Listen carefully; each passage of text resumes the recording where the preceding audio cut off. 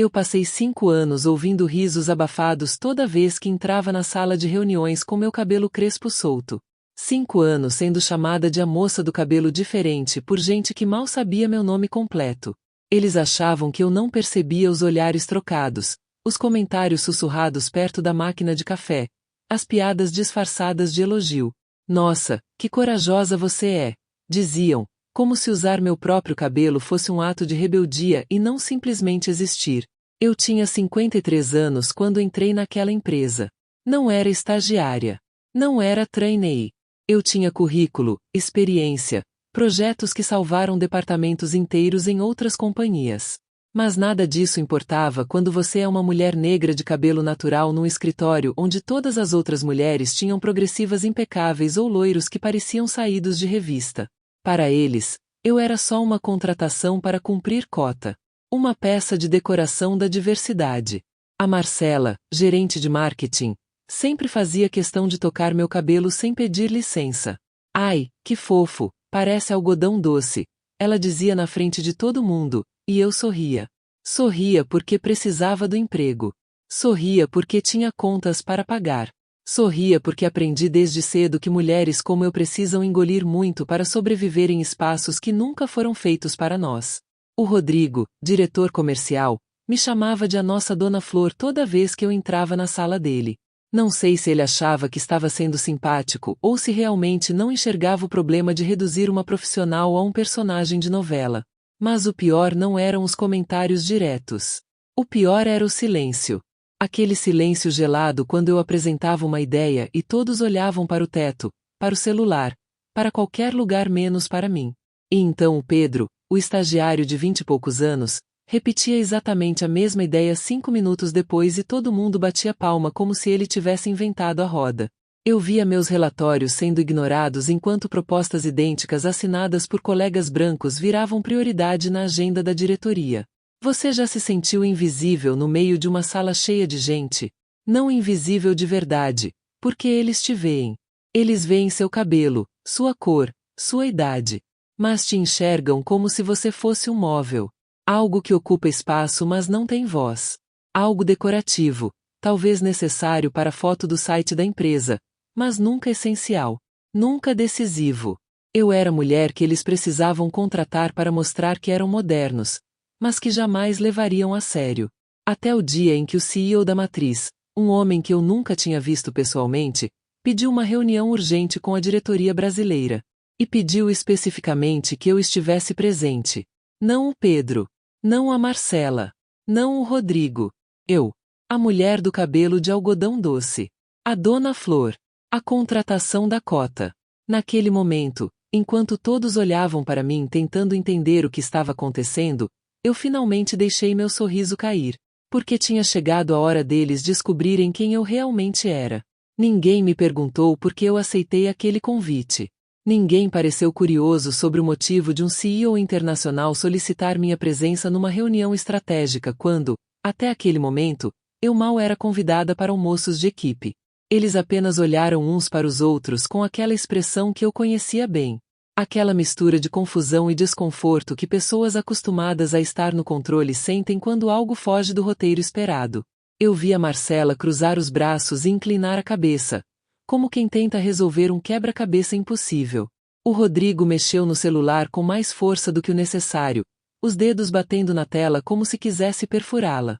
E o Pedro, aquele menino que repetia minhas ideias como se fossem dele, simplesmente me encarou como se eu tivesse roubado algo que lhe pertencia. O convite. A atenção. O protagonismo. Mas a verdade é que eu sabia exatamente por que estava sendo chamada. E eles, mesmo sem querer admitir, também começavam a desconfiar. Aquele medo silencioso que aparece quando você percebe que subestimou alguém por tempo demais. Quando você ri de alguém por tanto tempo que esquece de verificar quem realmente está rindo por último. Eu passei aqueles 5 anos observando. Não apenas sobrevivendo. Observando. Cada reunião ignorada era uma aula sobre como aquela empresa realmente funcionava. Cada ideia roubada me mostrava os pontos fracos do sistema. Cada piada sobre meu cabelo me ensinava exatamente quem eram as pessoas ao meu redor. E enquanto eles achavam que eu era só mais uma funcionária tentando se encaixar, Eu estava mapeando cada falha, cada brecha, cada oportunidade que eles eram arrogantes demais para perceber. Você sabe qual é a vantagem de ser invisível? Ninguém te vigia. Ninguém controla seus movimentos. Ninguém questiona quando você fica até tarde no escritório ou quando pede acesso a arquivos antigos para organizar melhor seu trabalho. Eles achavam que eu estava sendo dedicada, que estava tentando provar meu valor. E eu estava. Só que não da forma que imaginavam. Enquanto a Marcela postava fotos de almoços caros e o Rodrigo se vangloriava de fechar contratos que eu tinha estruturado, eu fui juntando evidências. Números que não batiam. E-mails que contradiziam relatórios oficiais. Decisões tomadas com base em informações que, curiosamente, sempre chegavam até a diretoria com minha assinatura apagada e o nome de outra pessoa no lugar. Eu não precisava gritar. Não precisava fazer escândalo. Eu só precisava esperar o momento certo. E esse momento chegou quando a matriz decidiu fazer uma auditoria completa da filial brasileira. Não uma auditoria de rotina. Uma investigação profunda sobre performance, decisões estratégicas, principalmente, sobre quem realmente estava gerando resultados. Eles queriam entender por que alguns departamentos prosperavam enquanto outros afundavam. Queriam nomes. Queriam responsáveis. Queriam a verdade. Foi quando meu nome apareceu. Não porque eu pedi. Não porque eu me promovi. Mas porque os dados não mentem. E quando você tem 5 anos de trabalho documentado, de projetos que salvaram milhões mesmo quando outros levaram crédito, de estratégias que funcionaram apesar de terem sido ignoradas nas reuniões oficiais, os números falam por você. Alto. Claro. Inegável. Tantas pessoas permanecem aqui acompanhando cada revelação porque sabem que essa história não é só minha. É a história de todos que já foram subestimados por parecerem diferentes. Por terem a idade errada. Por não se encaixarem no molde. Por ousarem existir em espaços que foram construídos para excluí-los. Então, quando o assistente do CEO enviou aquele e-mail marcando a reunião e colocando meu nome como participante essencial, eu não sorri. Não comemorei. Apenas salvei a mensagem e continuei meu dia. Porque eu sabia que aquilo era só o começo. O verdadeiro momento ainda estava por vir. E dessa vez, não haveria como eles fingirem que não me viam. A reunião estava marcada para uma quinta-feira, 10 da manhã. Sala principal, aquela com vista para a avenida e mesa de vidro que refletia tudo como um espelho. Eu cheguei 15 minutos antes. Não por ansiedade. Por estratégia. Queria ver a cara de cada um quando entrasse e me encontrasse já sentada, organizada, com meus documentos abertos e meu notebook ligado. Queria que eles sentissem aquele desconforto de chegar por último no próprio território. A Marcela foi a primeira. Ela parou na porta quando me viu, os olhos se arregalando por uma fração de segundo antes de recompor a expressão. Cumprimentou com um aceno frio e sentou do outro lado da mesa, o mais longe possível de mim. O Rodrigo entrou logo depois, gravata torta, suor na testa apesar do ar-condicionado. Ele tentou um sorriso que não chegou aos olhos e murmurou um bom dia que mais pareceu uma pergunta. O Pedro veio por último, arrastando os pés, com aquela postura de quem está indo para o próprio julgamento mas ainda finge que está no controle. Ninguém perguntou nada. Ninguém ousou verbalizar o que todos estavam pensando. Por que ela está aqui? O que o CEO quer com ela? O que nós perdemos? Às 10 em ponto, a porta se abriu. Não era só o CEO. Eram 3 pessoas. Ele, um homem alto de cabelos grisalhos e postura que ocupava o espaço inteiro mesmo parado. A auditora-chefe, uma mulher asiática de óculos finos que carregava um tablet como se fosse uma arma. E o diretor jurídico internacional, brasileiro, mas que morava em Nova York há 15 anos e falava português com sotaque americano misturado. O CEO olhou diretamente para mim e sorriu. Não aquele sorriso corporativo de revista. Um sorriso genuíno. De reconhecimento. Como se estivesse revendo uma velha conhecida após muito tempo. Ele estendeu a mão e disse meu nome completo. Não a moça do cabelo diferente. Não nossa Dona Flor. Meu nome. Com sobrenome.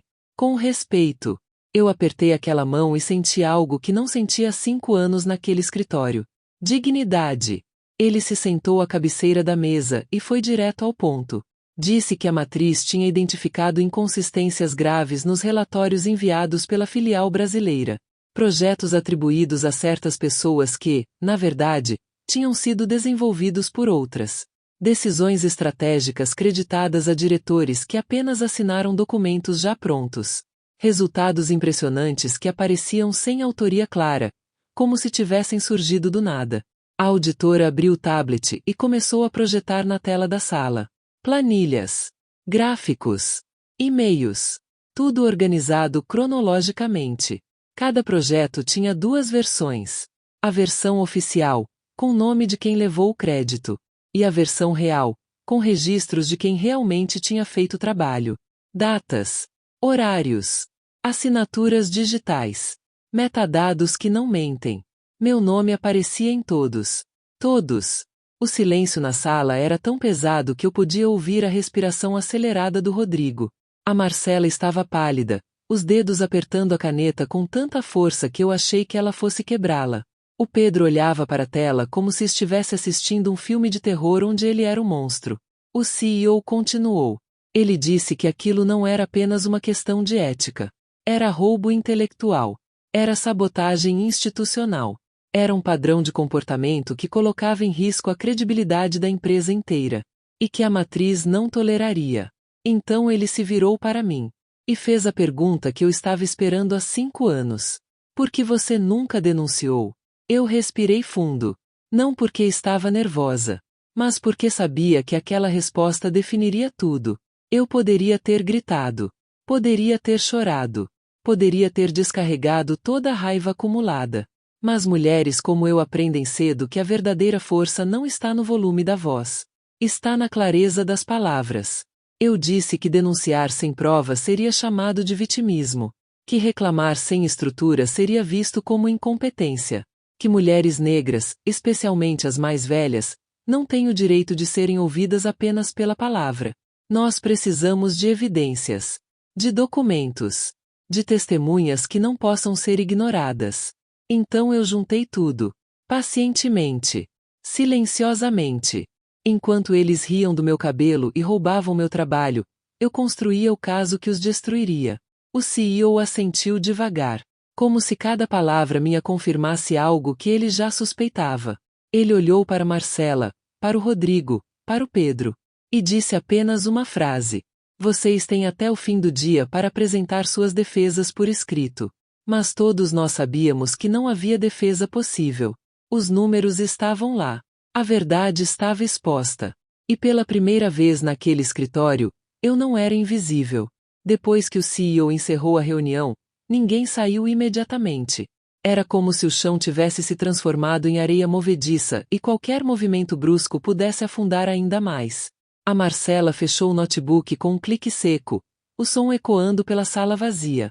O Rodrigo passou a mão no rosto várias vezes, como se tentasse acordar de um pesadelo.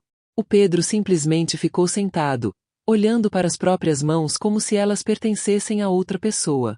Eu fui a primeira a me levantar. Não corri. Não fugi. Caminhei até a porta com a mesma calma de sempre, aquela calma que eles confundiram com resignação durante anos. Mas antes de sair, me virei. Só por um segundo. O suficiente para cruzar os olhares com cada um deles. E naquele instante, eu vi.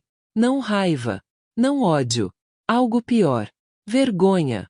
Aquela vergonha profunda que vem quando você percebe que foi pequeno demais para reconhecer a grandeza de outra pessoa. Voltei para minha mesa e continuei meu dia. Respondi e-mails. Finalizei relatórios. Tomei meu café na mesma caneca de sempre. Mas algo tinha mudado no ar. As pessoas me olhavam diferente. Não com pena. Não com curiosidade. Com respeito. Aquele respeito silencioso que não precisa de palavras porque é construído sobre fatos inegáveis. No corredor, a estagiária nova, uma menina negra de tranças longas que eu via sempre almoçando sozinha, me parou. Ela não disse nada. Apenas sorriu. Um sorriso pequeno, discreto, mas que carregava um universo inteiro de significado. Como se ela soubesse. Como se de alguma forma a notícia já tivesse se espalhado pelos cantos invisíveis do escritório. Aqueles lugares onde as pessoas que são constantemente ignoradas trocam olhares e entendem umas às outras sem precisar falar. É nesse ponto que muitos sentem o impulso de apoiar essa jornada, deixando um sinal silencioso de que a mensagem os tocou. Porque essa história não é sobre vingança. Nunca foi. É sobre justiça. Sobre o momento em que a verdade finalmente alcança as mentiras e as desmonta peça por peça. Sem pressa, sem drama, apenas com a força devastadora dos fatos. Naquela tarde, 3 e-mails chegaram. O primeiro era da Marcela. Ela pedia desculpas. Não pelas piadas. Não pelos toques no meu cabelo sem permissão. Mas por qualquer mal-entendido que pudesse ter ocorrido. Mal-entendido. Como se roubar o trabalho de alguém fosse um acidente de comunicação. Eu li e apaguei sem responder. O segundo era do Rodrigo. Mais longo. Mais desesperado. Ele dizia que sempre me admirou, que reconhecia meu talento, que nunca teve a intenção de me prejudicar. Mentiras embrulhadas em medo. Eu podia sentir o pânico nas entrelinhas, o terror de perder o cargo, a reputação, o salário que sustentava a casa no condomínio fechado e o carro importado. Também apaguei. O terceiro era do Pedro. Breve. Apenas 2 linhas. Eu não sabia que era tão sério. Me desculpa. Eu quase ri. Não sabia que era sério roubar ideias. Não sabia que era sério apagar o nome de alguém e colocar o seu no lugar? Ou não sabia que um dia seria pego? Eu não respondi nenhum deles. Porque a verdade é que essas desculpas não eram para mim. Eram para eles mesmos. Tentativas desesperadas de suavizar a culpa, de transformar anos de desrespeito em um mal-entendido corrigível.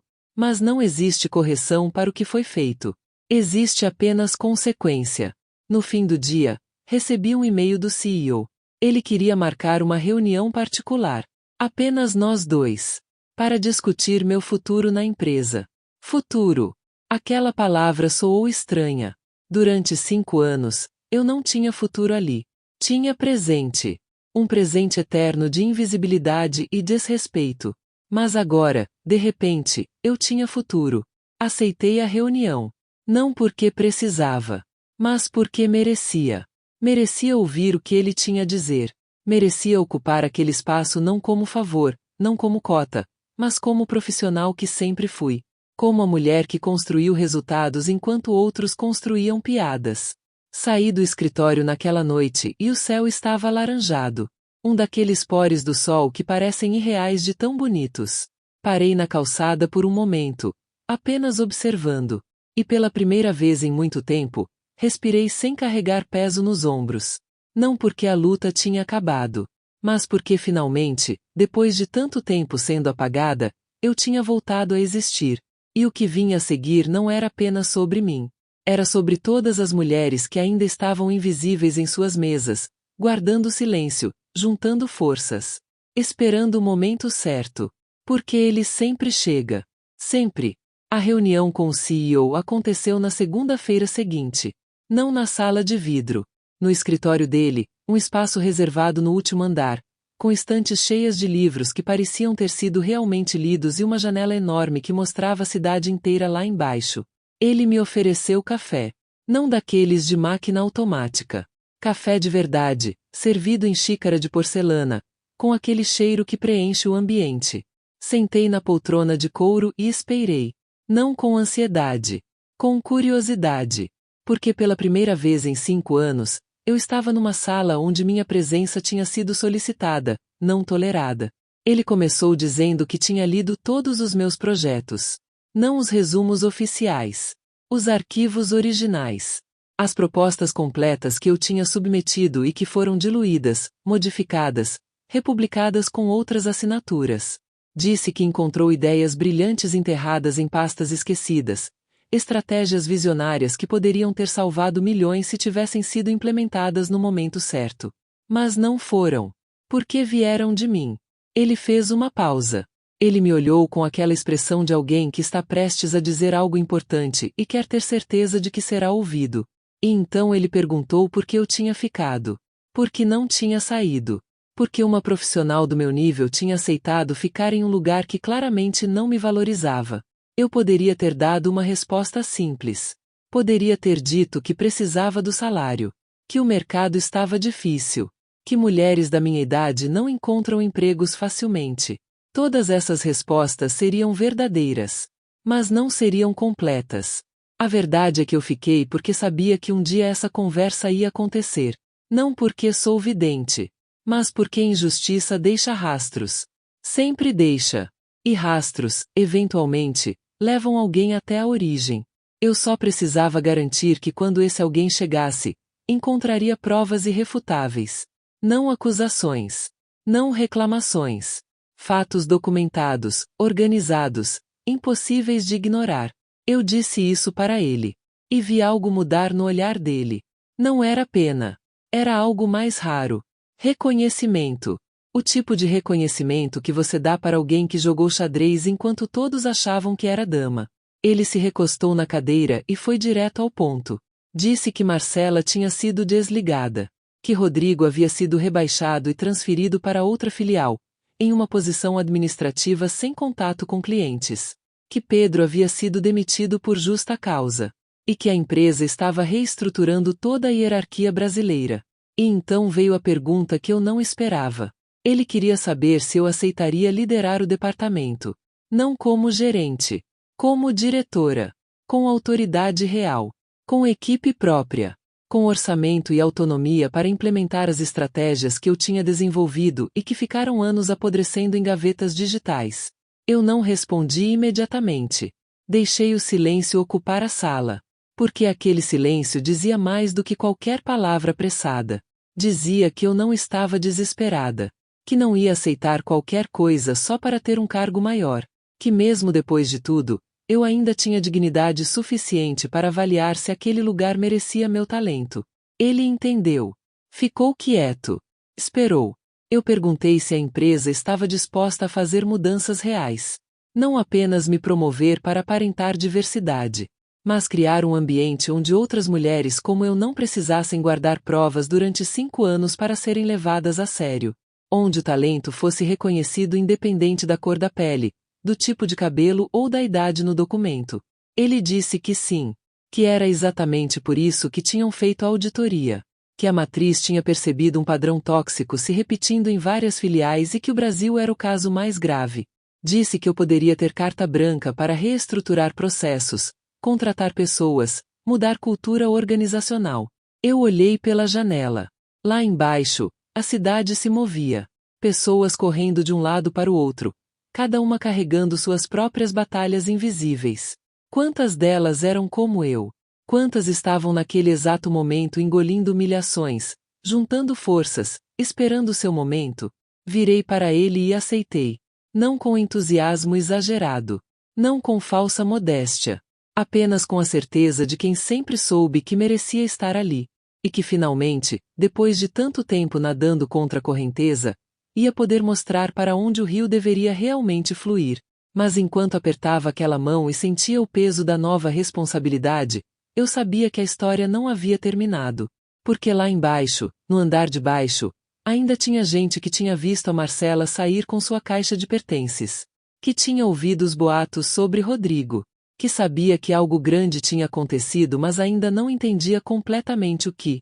E essas pessoas estavam esperando. Observando. Decidindo de que lado ficar. Porque toda mudança vem com resistência.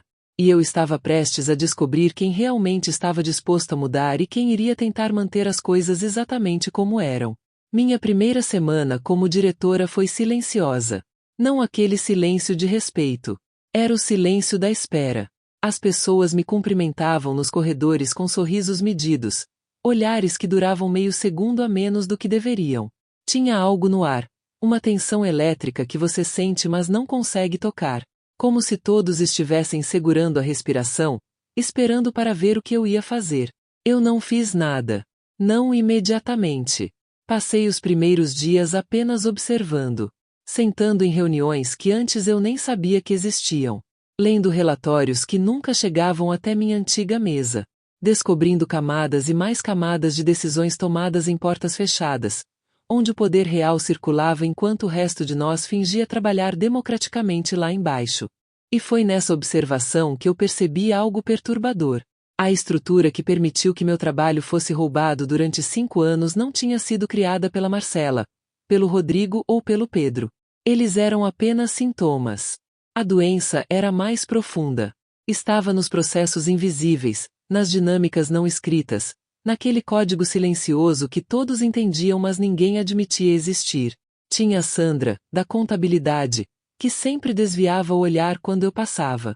A mesma Sandra que eu via almoçando com a Marcela toda semana, rindo alto demais, compartilhando segredos em sussurros. Tinha o Fernando, supervisor de logística, que nunca me cumprimentava mas que tinha o costume estranho de aparecer nas reuniões onde eu estava e anotar tudo que eu dizia.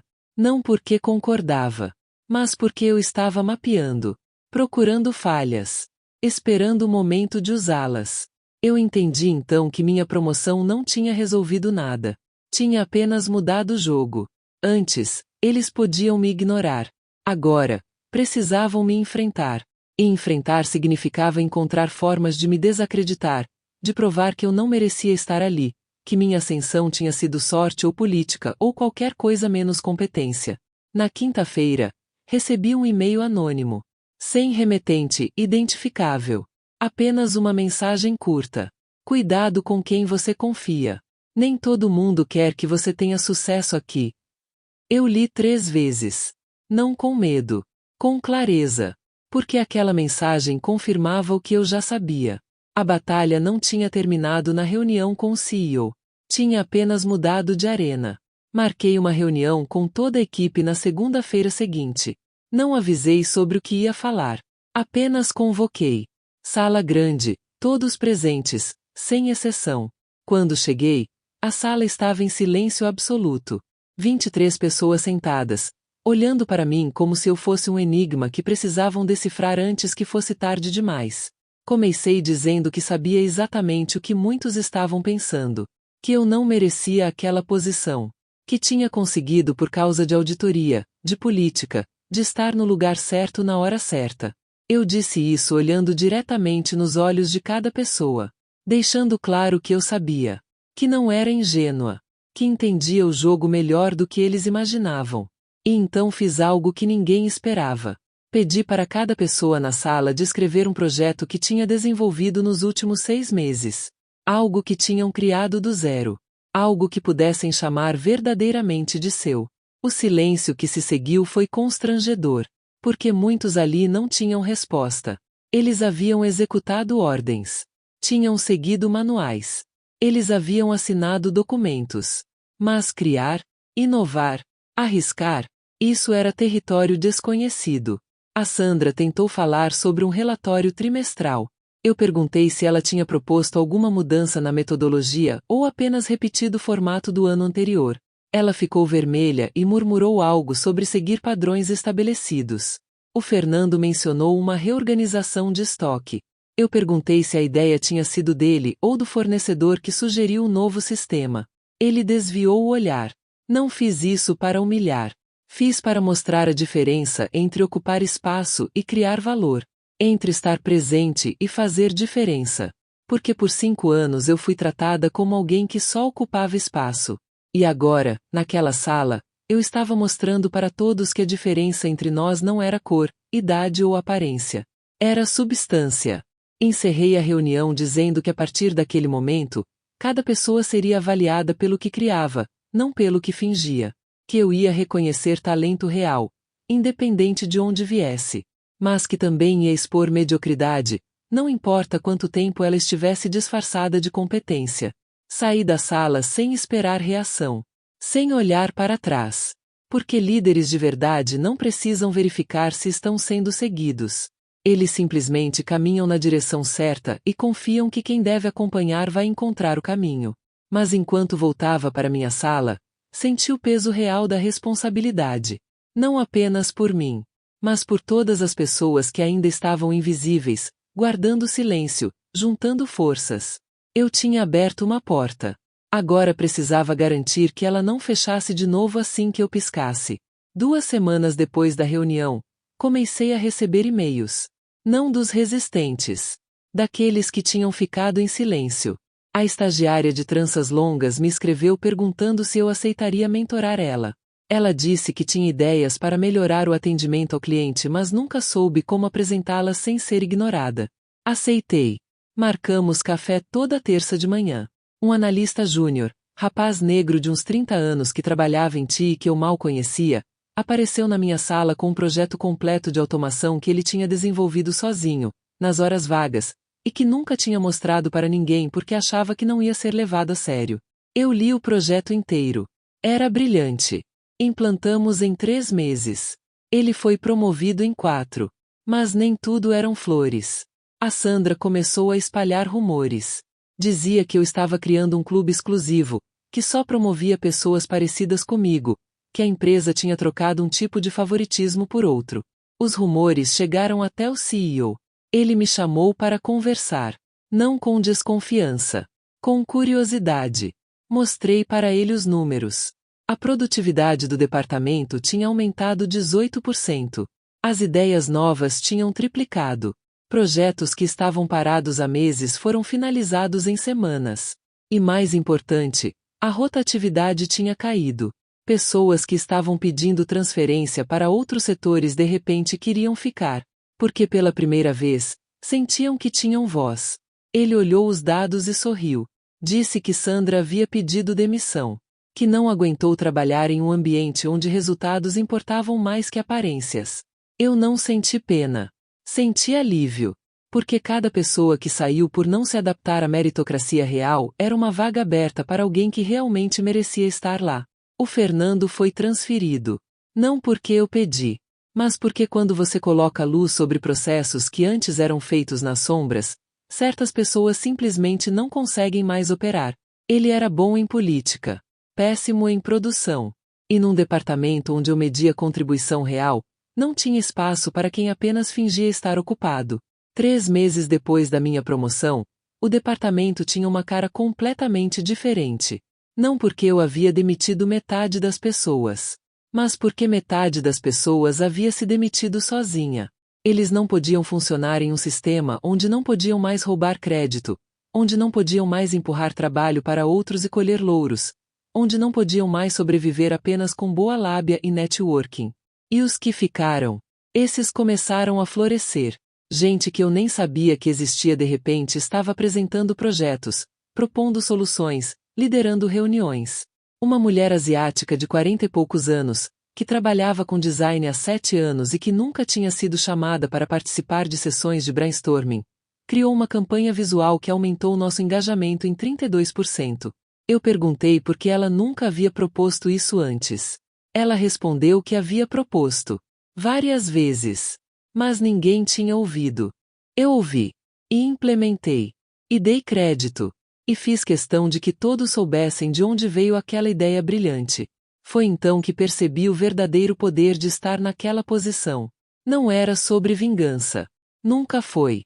Era sobre abrir portas que estavam trancadas para pessoas que tinham a chave mas ninguém deixava usar. Era sobre criar o tipo de ambiente que eu tinha precisado durante 5 anos e nunca tive. Era sobre garantir que a próxima mulher negra que entrasse naquela empresa não precisasse juntar provas por meia década para ser levada a sério. Comecei a receber mensagens de outras filiais. Mulheres me perguntando como eu tinha conseguido, como tinha aguentado, como tinha transformado humilhação em estratégia. E eu respondi a todas. Porque sabia que minha história não era única.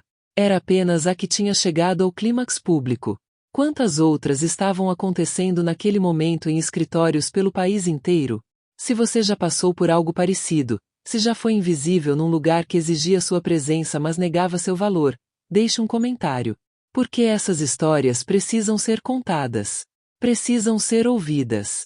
Não para gerar raiva, mas para gerar coragem em quem ainda está guardando silêncio, juntando forças, esperando seu momento. 6 meses depois da auditoria, recebi um convite. A matriz queria que eu apresentasse meu modelo de gestão para todas as outras filiais da América Latina. Queriam transformar o que eu tinha feito no Brasil num padrão para toda a empresa. Eu, que 6 meses antes era mulher do cabelo de algodão doce, agora era referência continental de liderança. Mas antes de aceitar, eu fiz uma exigência. Queria que todas as mulheres e pessoas não brancas das filiais fossem entrevistadas individualmente. Queria saber quantas estavam vivendo o que eu vivi. Quantas tinham talento escondido. Quantas estavam sendo apagadas. Porque se eu ia apresentar um modelo novo, precisava garantir que ele não seria implementado apenas no papel. Precisava ter certeza de que mudança real estava acontecendo. Eles aceitaram. E enquanto eu me preparava para aquela apresentação, olhei para trás e vi o caminho que tinha percorrido. Das piadas sobre meu cabelo até liderar a transformação de uma empresa continental. E pensei em todas as vezes que quis desistir. Todas as vezes que o silêncio pesou demais. Todas as vezes que pensei que talvez eles estivessem certos. Que talvez eu realmente não fosse boa o suficiente. Mas os números não mentem. Os resultados não mentem. E finalmente, depois de tanto tempo sendo medida por tudo menos minha competência, eu tinha provado que sempre fui exatamente o que dizia ser. Eu só precisava de alguém que tivesse coragem de olhar. A apresentação aconteceu em Buenos Aires, num auditório com 200 pessoas. Diretores de todas as filiais, gerentes regionais, representantes da matriz.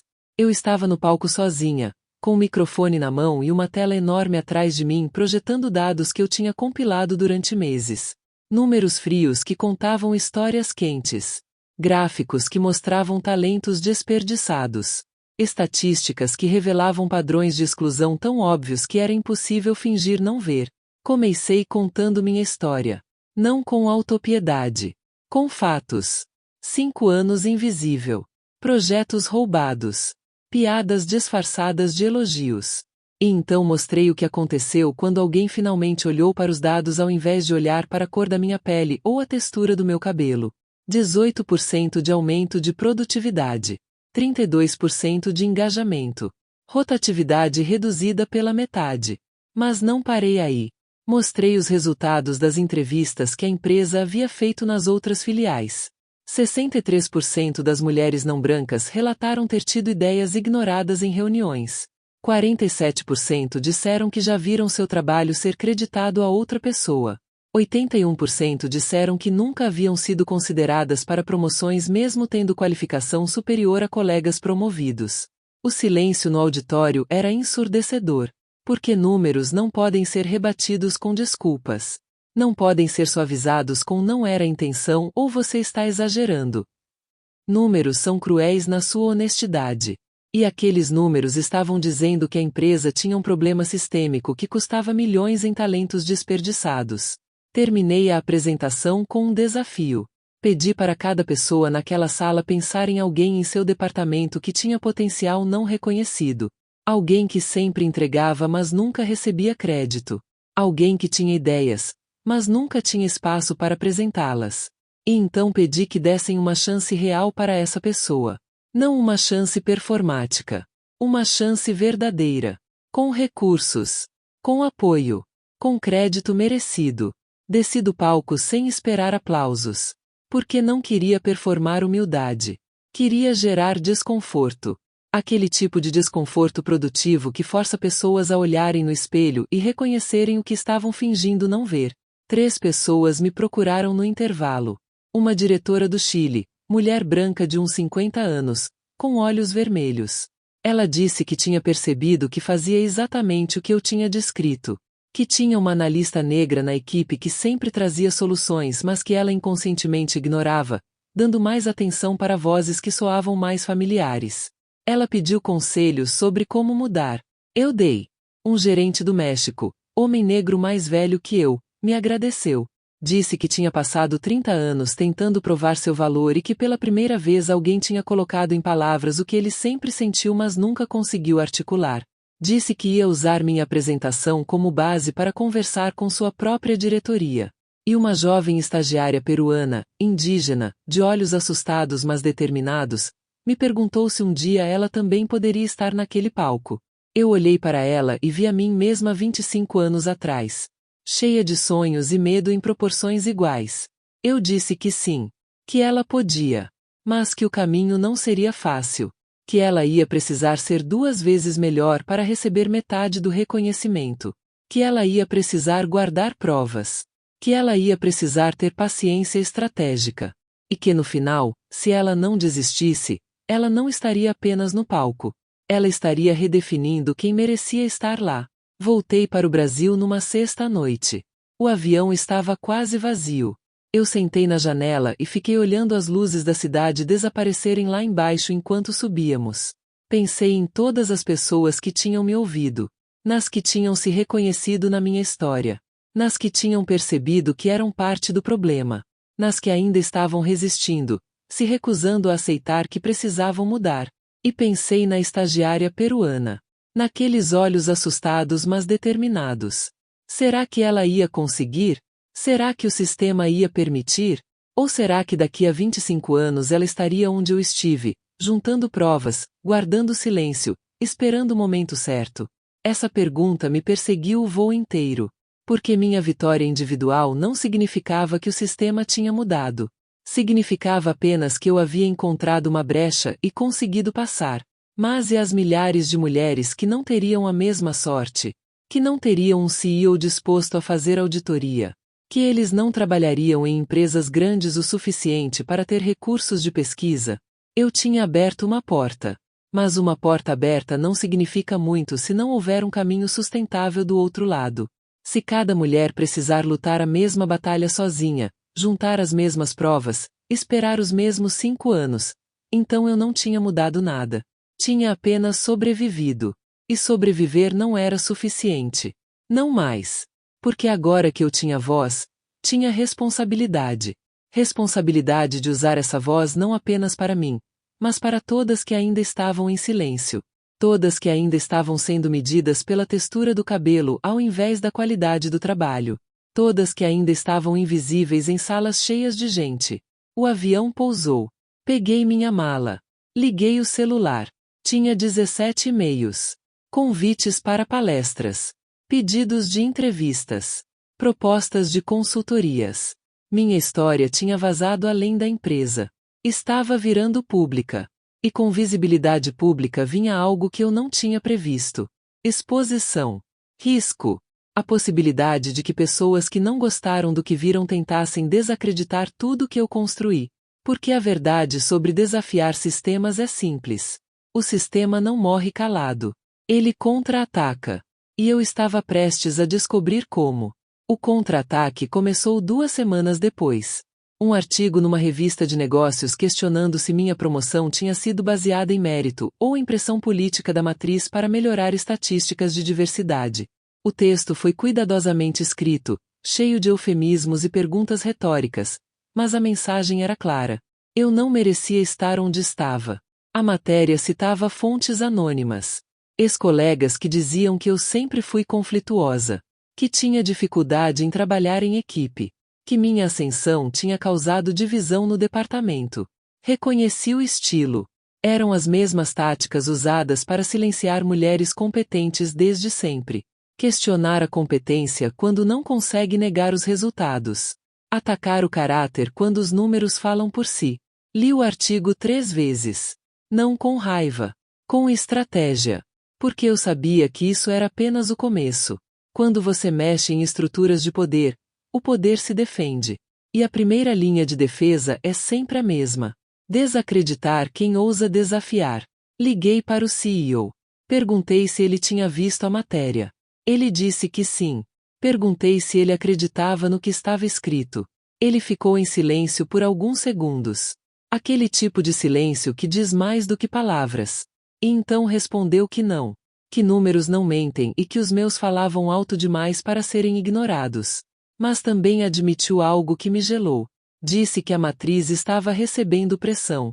Que alguns acionistas estavam questionando as mudanças bruscas. Que havia rumores de que a empresa estava priorizando agenda social sobre resultados financeiros. Agenda social. Como se reconhecer talento fosse caridade.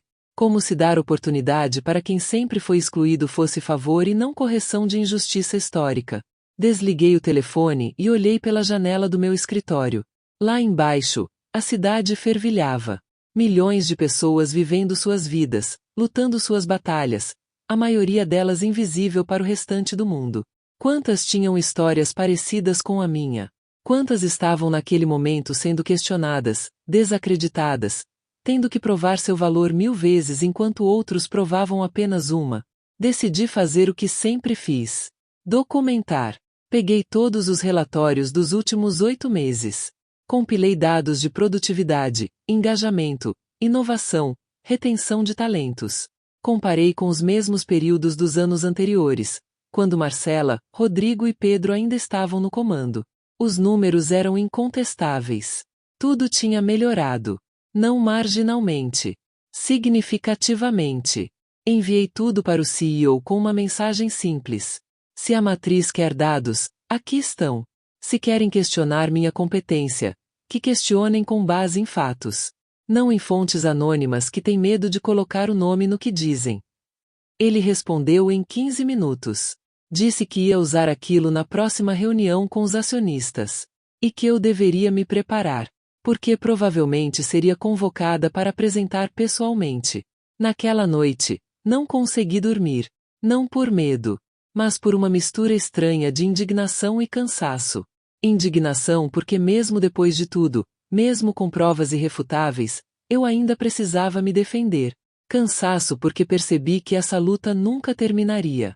Que cada vitória seria seguida de novo desafio. Que cada porta aberta seria testada por quem quer fechá-la novamente. Pensei na estagiária de tranças que eu estava mentorando. Ela tinha me mostrado um projeto na semana anterior. Brilhante. Inovador. Exatamente o tipo de ideia que teria sido ignorada se ela tivesse apresentado para qualquer outra pessoa antes de mim. Eu implementei. Dei crédito total a ela. Vi o sorriso no rosto dela quando anunciei na reunião de equipe que a iniciativa tinha sido dela. Mas então eu pensei: e se eu não estivesse mais lá? E se o contra-ataque funcionasse? E se a matriz decidisse que era mais fácil voltar ao status quo do que lidar com a pressão de acionistas conservadores? Aquela menina voltaria a ser invisível. E todas as outras que eu tinha ajudado a emergir voltariam para as sombras. Essa possibilidade me tirou o sono mais do que qualquer artigo poderia. Porque finalmente entendi que minha batalha não era mais só minha. Tinha se tornado maior. Tinha virado símbolo. E símbolos, quando caem, levam esperanças junto. Na manhã seguinte, cheguei no escritório e encontrei um envelope na minha mesa. Sem remetente. Dentro, uma carta manuscrita. A caligrafia era trêmula, mas legível. Era de uma mulher que trabalhava limpando o prédio. Ela escrevia que me via todos os dias, que tinha lido sobre mim, que queria me agradecer. Não por mim especificamente, mas por existir. Por mostrar que pessoas como elas poderiam ocupar espaços que sempre pareceram inalcançáveis. Ela terminava a carta dizendo que tinha uma filha de 17 anos. Que a filha queria fazer faculdade, mas tinha medo. Medo de não se encaixar. Medo de ser a única. Medo de passar pelo que tantas passam. Mas que depois de ouvir minha história, a menina tinha decidido tentar. Porque se eu consegui, talvez ela também pudesse. Li aquela carta 5 vezes. E chorei. Não de tristeza. De responsabilidade. Porque percebi que tinha pessoas que eu nem conhecia depositando esperanças em mim. E que se eu desistisse, não estaria desistindo só de mim. Estaria desistindo delas também. Guardei a carta na gaveta. E decidi que não importava quantos artigos fossem escritos, quantas fontes anônimas me atacassem, quantos acionistas questionassem. Eu não ia recuar. Porque algumas batalhas não são sobre vitória pessoal. São sobre abrir caminho para quem vem depois. E esse caminho, eu tinha jurado para mim mesma, não seria fechado enquanto eu tivesse força para mantê-lo aberto. A reunião com os acionistas estava marcada para dali a 2 semanas. E eu ia chegar preparada. Não apenas com dados, mas com a certeza de que algumas lutas valem cada cicatriz que deixam. A reunião com os acionistas aconteceu em uma sala envidraçada no último andar da Matriz, em São Paulo. 16 pessoas ao redor de uma mesa de mármore. Homens de terno escuro, mulheres de blazer impecável, todos com aquela postura de quem está acostumado a decidir o destino de milhares com um simples aceno de cabeça. Eu era a única pessoa negra naquela sala. A única com cabelo crespo. A única que não parecia pertencer àquele clube silencioso de poder. O CEO me apresentou. Falou dos resultados. Dos números. Da transformação que tinha acontecido sob minha liderança. Mas eu via nos olhos deles ceticismo. Aquela dúvida cortês que pessoas educadas usam para disfarçar descrença. Como se meus resultados fossem coincidência. Como se qualquer um poderia ter feito o mesmo. Então um dos acionistas, homem de cabelos brancos e relógio que provavelmente custava mais do que meu carro, fez a pergunta que todos estavam pensando. Como podemos ter certeza de que esses resultados são sustentáveis? Que não são apenas consequência de uma fase de ajuste temporária? Eu poderia ter respondido com mais números, mais gráficos, mais projeções. Mas decidi fazer algo diferente. Contei a história da mulher da limpeza, da carta, da filha de 17 anos que tinha decidido tentar porque eu tinha mostrado que era possível. E então eu perguntei para aquela sala cheia de poder: quanto vale uma jovem que decide acreditar no próprio potencial? Quanto vale um talento que deixa de ser desperdiçado? Quanto vale uma empresa onde as pessoas trabalham porque querem estar lá, não porque não têm opção melhor? O silêncio que se seguiu foi diferente. Não era desconforto. Era reflexão. Porque eu não tinha respondido a pergunta deles com dados frios. Tinha respondido com humanidade. E humanidade, descobri naquele momento, é a linguagem que até o poder entende quando não tem escolha. Uma das acionistas, mulher de uns 60 anos que tinha ficado em silêncio até então, se inclinou para a frente. Disse que tinha uma neta. Que a menina tinha acabado de se formar em administração, mas estava com medo de entrar no mercado. Medo de não ser levada a sério. Medo de passar anos provando o valor que deveria ser óbvio. E que depois de me ouvir, ela entendia melhor esse medo. E mais importante, entendia o custo de ignorá-lo. A reunião terminou com uma decisão. A empresa não apenas manteria as mudanças. Expandiria para todas as filiais globalmente. E eu seria responsável por liderar essa expansão. Não como consultora externa. Como vice-presidente de cultura e talentos para toda a operação internacional. Saí daquela sala e pela primeira vez em meses, deixei as lágrimas caírem. Não na frente deles. Mas no elevador vazio, descendo 40 andares de volta para o chão. Lágrimas de exaustão. De alívio. De vitória que parecia impossível 6 meses atrás quando eu era apenas a mulher do cabelo diferente ouvindo risos abafados. Voltei para o escritório no dia seguinte e a primeira coisa que fiz foi procurar a estagiária de tranças. Contei para ela. Tudo. A reunião, o desafio, a resposta, a promoção. E então disse o que precisava ser dito. Que daqui a 20 anos, quando alguém escrevesse sobre transformações corporativas, meu nome talvez aparecesse. Mas o verdadeiro legado não seria meu. Seria dela. E de todas as outras que viriam depois. Porque eu tinha aberto a porta. Mas eram elas que iam garantir que ela nunca mais se fechasse. Ela me abraçou. E naquele abraço senti o peso e a leveza de tudo que tinha acontecido. O peso da responsabilidade. A leveza da vitória compartilhada. Hoje, 3 anos depois daquela reunião no auditório de Buenos Aires, eu dirijo um programa global que já identificou e promoveu mais de 200 talentos que estavam invisíveis. 200 pessoas que tinham competência, mas não tinham voz. Que tinham potencial, mas não tinham espaço. Que eram medidas por tudo, menos pelo que realmente importava. E se você chegou até aqui, se ouviu essa história inteira, é porque de alguma forma ela tocou você. Talvez porque você viveu algo parecido. Talvez porque conhece alguém que está vivendo agora. Talvez porque finalmente entendeu que talento desperdiçado não é apenas uma perda individual. É uma tragédia coletiva que empobrece todos nós. Se essa história fez sentido para você, deixe sua curtida. Porque cada gesto desses é um voto de confiança em narrativas que precisam ser contadas. Comente o que você sentiu, o que aprendeu, o que mudou na forma como você enxerga espaços de poder. E se você quer continuar acompanhando histórias de pessoas que transformaram humilhação em estratégia, invisibilidade em protagonismo, se inscreva neste canal. Porque essa não é apenas minha história. É a história de todos que se recusam a aceitar que o lugar onde nasceram ou a cor da sua pele definem até onde podem chegar. Meu nome finalmente importa. Não porque virei cargo, mas porque virei ponte. E pontes não existem para quem as constrói. Existem para quem precisa atravessar. Eu atravessei. E agora passo meus dias garantindo que outras pessoas também possam. Porque no final, Não somos medidos pelo que conquistamos. Somos medidos por quantas portas deixamos abertas quando partimos. E essas portas vão continuar abertas. Não importa quantos tentem fechá-las. Porque uma vez que você prova que o impossível é possível, ele deixa de ser impossível. Vira apenas uma questão de tempo. E tempo, quando você tem paciência estratégica, sempre trabalha a favor de quem está do lado certo da história.